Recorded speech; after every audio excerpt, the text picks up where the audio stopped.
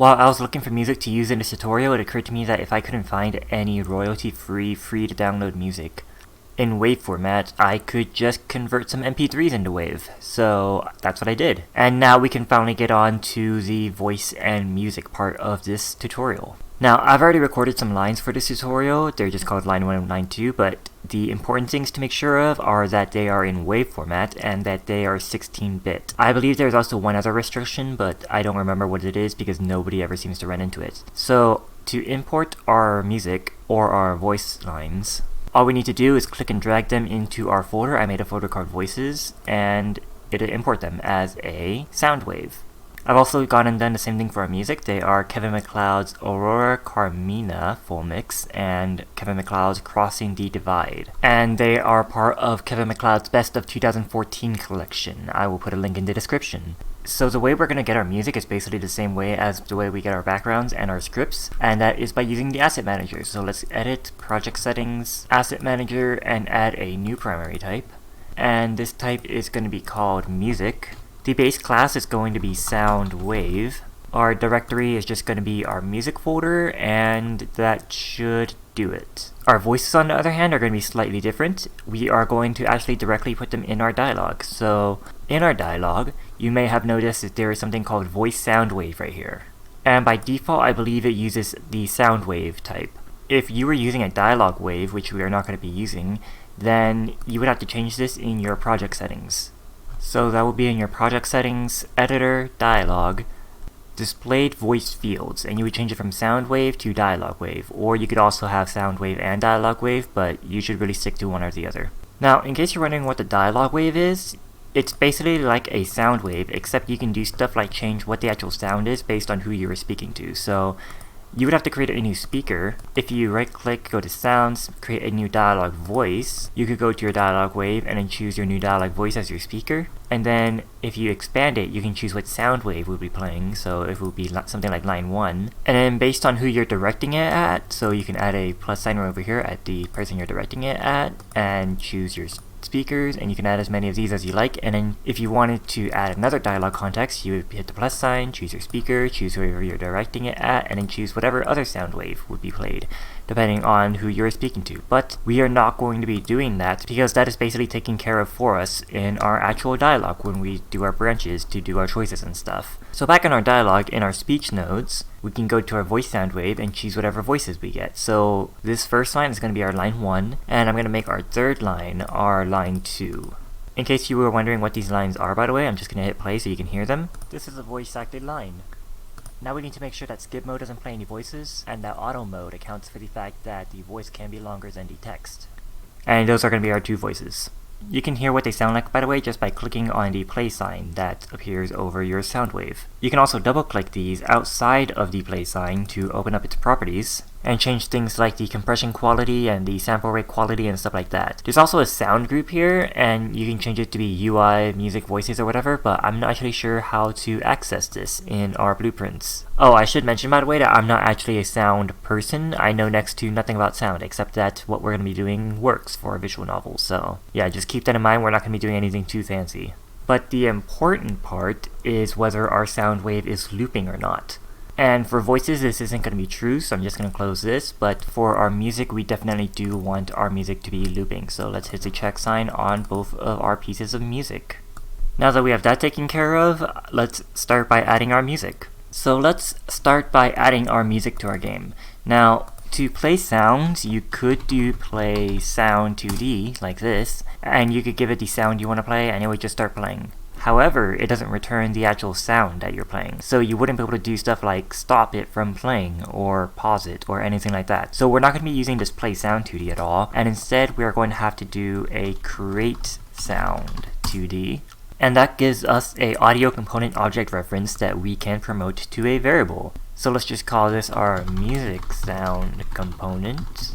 And I'm just going to create a new function that we're going to call when we create our dialog. So let's just add a custom event. We'll call this something like create sound components. And that is going to create our sound 2D for our music sound component, and we need another one for our voices. So let's just copy and paste this, and then promote its output to our voice sound component. And now back in our game instance, we are going to have to call that after we create our dialog widget, which is right over here.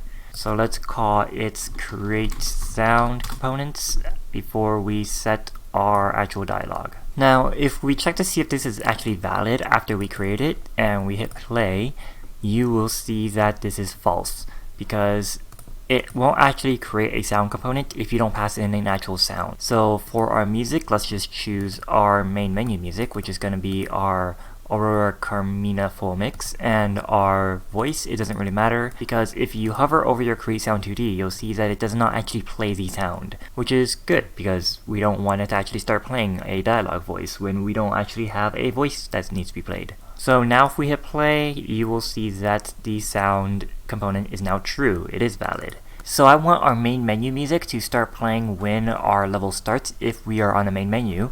So let's go back to our game mode. And after we show our game/menu widget, if we are in game, it's false. In other words, we are in the main menu. Off this false, we are going to have to get our dialog widget music component and set its sound to be the main menu music. Then we want to actually play the music, so drag off the music sound component and just type in play. And the start time of 0 is fine, and after we play, we are going to drag it back into our add to viewport.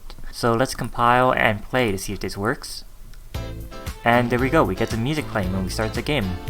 Now to change the music that's playing, we're going to do another modify name value event. So in our switch on name, let's add a pin, and this pin is going to be called something like change music.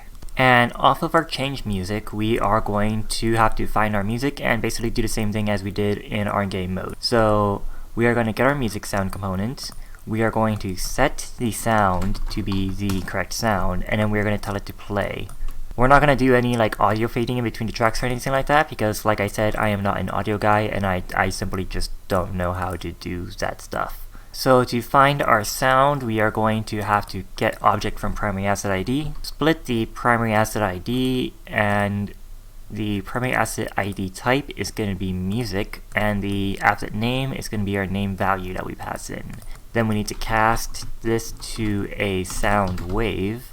Let's just make this a pure cast just because, and then drag this into our new sound. Let's save this, and then back in our dialog, on our very first one, we are going to add a new enter event. The enter event participant name is going to be widget. The event type is going to be modify name. The variable name is going to be change music. And then the value name is going to be the name of the music as it appears in your content browser. So let's just copy and paste this into our name value here, and let's see if this works. We hit play, we have our main menu music, we hit start, and then it moves on to crossing the divide, which is very low volume, and I should have chose something else for this, but too late now.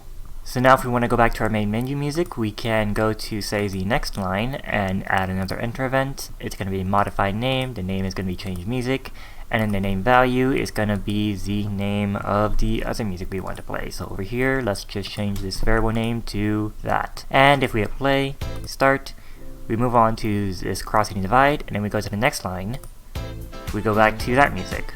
So I'm just going to get rid of this enter event because we don't need it, and it's going to get in the way of the demonstration for when we end the game. Because when we end the game, we want to go back to the main menu music, obviously.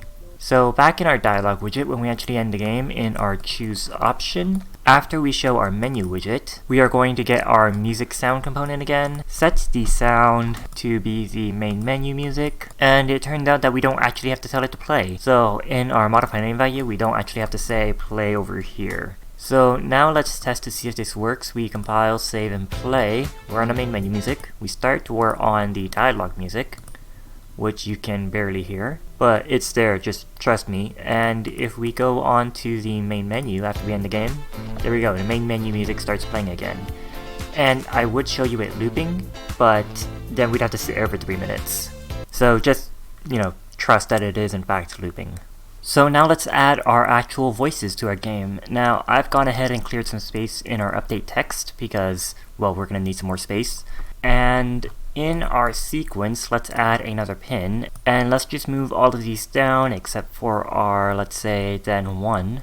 So our 4 now connects to this branch, our 3 now connects to this is valid, this 2 connects to our hide options, and before we hide our options, we are going to want to play our voice. So what we're going to do is get our voice sound component and then set the sound.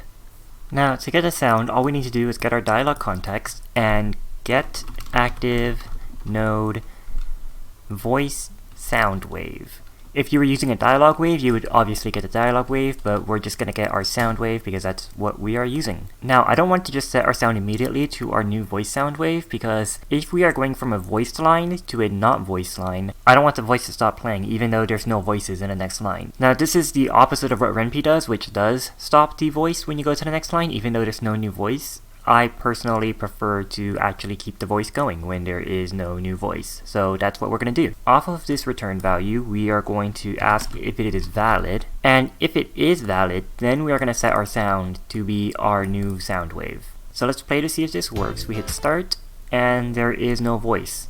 And that is because our sound component is never playing. Our music component is playing when we start our game because we told it to play here in our game mode, but our sound never is. So in our dialog widget, we are going to have to tell our voice sound component to play after doing this, because we can't just tell it to play when we create the sound component, because we have to actually pass in a sound to play, and we don't want it to be playing obviously when the game starts. So if we hit play and start, this is a voice acted line.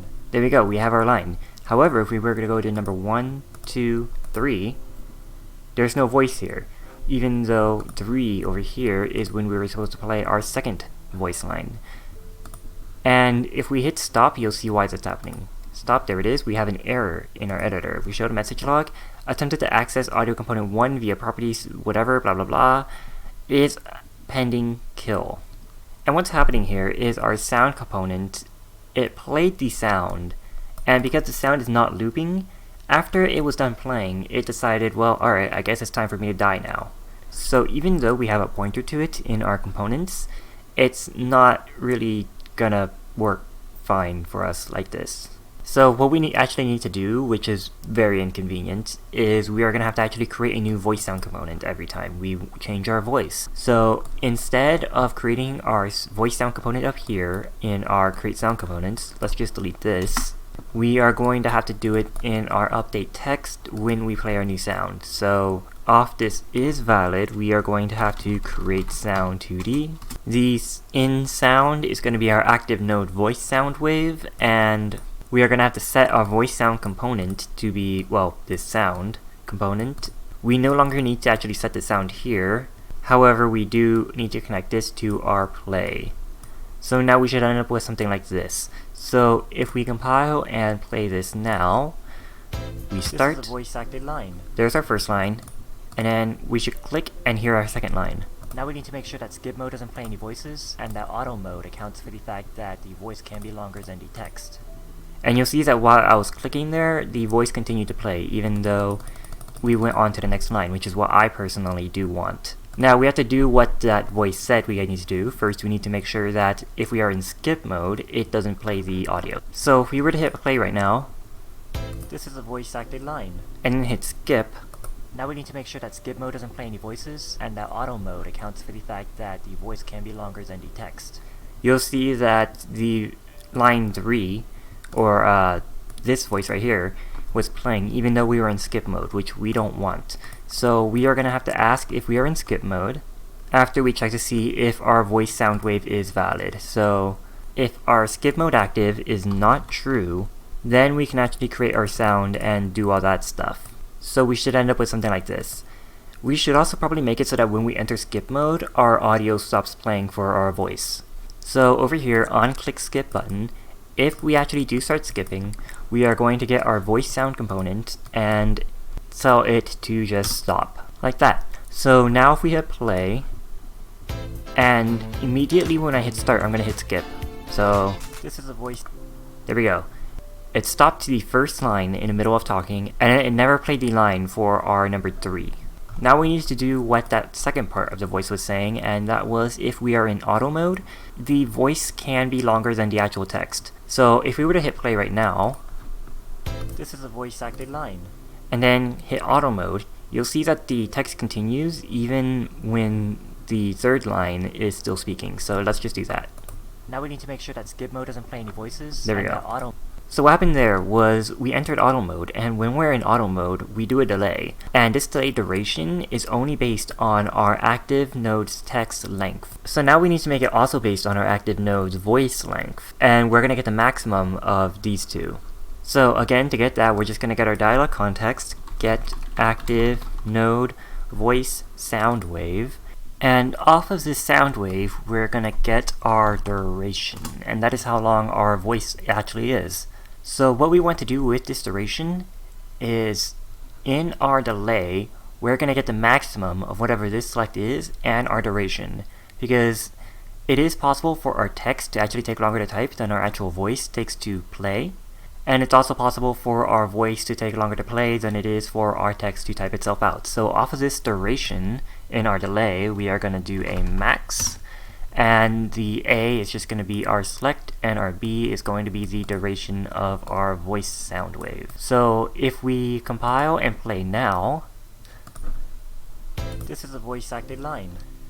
And if we hit auto, now we need to make sure that skip mode doesn't play any voices, and that auto mode accounts for the fact that the voice can be longer than the text. You'll see that we stuck around on line 3 until the voice actually finished playing. And if we were to do the exact opposite, so now we have a very long chunk of text, and if we were to play and set our text speed to be a very low amount, what you'll see is that the voice line will play, and it will play until it completes, but because the text is still typing, it will stick around on this line of text. So here we go. Now we need to make sure that skip mode doesn't play any voices, and that auto mode accounts for the fact that the voice can be longer than the text. And the voice just finished, and you'll see that we still have text, so it is continuing to type until it finally finishes right there. And then it should continue. There it is. Now you'll see that we have a bunch of errors here, and that is because when we get our duration for our active node voice sound wave, it's not guaranteed to actually have a voice sound wave. So we're trying to get the duration of a voice sound wave that doesn't exist, which is what's giving us this error. So if you really wanted to get rid of this error, then what you would have to do is basically drag off here and ask if it is valid. And then on this branch, off this true, we would plug into the execution for is valid. And if it is valid, then we're going to go into this delay. However, if it is not valid, then we're basically going to do the exact same thing as this, except without this max here. So now our auto mode looks something like this.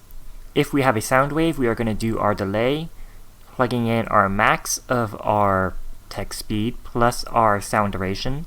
Otherwise, we are going to just do a delay using our text speed as the duration for our delay. And either way, after we're done delaying, we're going to go to our branch to see if auto mode is still active. Then we're going to choose option 0 if it is. So now if we go back to our level blueprint and hit play,